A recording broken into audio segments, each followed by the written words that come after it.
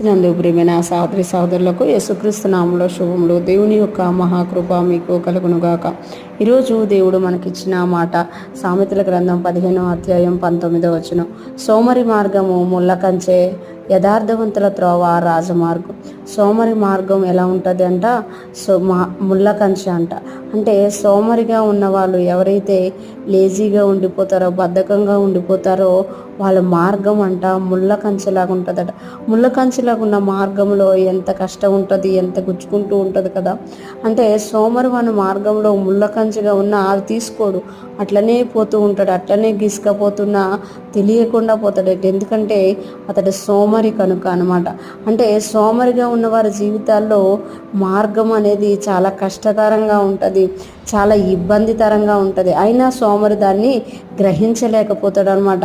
అందుకే ఇక్కడ సొలొమోను మహారాజు తెలియజేస్తున్నారు కదా, సోమరి మార్గము ముళ్ళ కంచె, యథార్థవంతుల త్రోవ రాజమార్గం అంట. యథార్థవంతులు ఎవరైతే యథార్థంగా జీవిస్తారో, ఎవరైతే దేవుని వాక్య ప్రకారం జీవిస్తారో, యథార్థంగా జీవిస్తారో వాళ్ళ త్రోవ ఎలా ఉంటుందంట, రాజమార్గం అంట. అంటే హైవే లాగా ఉంటుంది అనమాట. అంటే సోమరి మార్గానికి యథార్థవంతుల మార్గానికి ఎంత తేడా చూడండి. సోమరి మార్గము ముళ్ళ కంచెలాగా ఉంటుంది అనమాట. ఎటు చూసినా కూడా హాని కలుగుతూ ఉంటుంది, బాధ కలుగుతూ ఉంటుంది. అదే యథార్థవంతుల త్రోవ అయితే రాజమార్గంలాగా ఉంటుంది. ఒకసారి మనం రాజమార్గంలో హైవే ఎక్కాము అని అంటే అంత నిమ్మలంగా వెళ్ళిపోయే ప్రయాణంగా ఉంటుంది, ఒకటే స్పీడ్గా ఉంటుంది. అక్కడ సోమరికి యథార్థవంతులకి తేడా ఏంటి అంటే, సోమరి ఏదైనా సోమరతనంగానే చేస్తాడనమాట.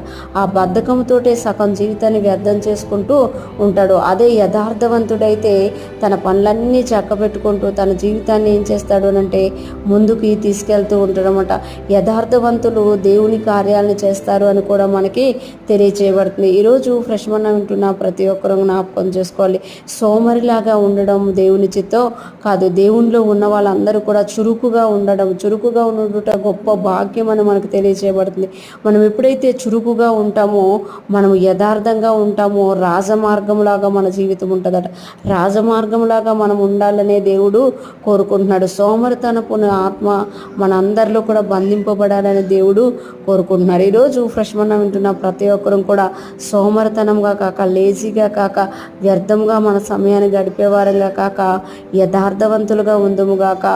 రాజమార్గంలో మన జీవితాన్ని నడిపించుకుంటూ అనేక మందికి ఆశీర్వాదకరంగా మనము ఉందముగాక. అటువంటి గొప్ప కృపను కలిగి ముందుకు సాగిపోతూ యథార్థతలో ముందుకు సాగిపోదుముగాక.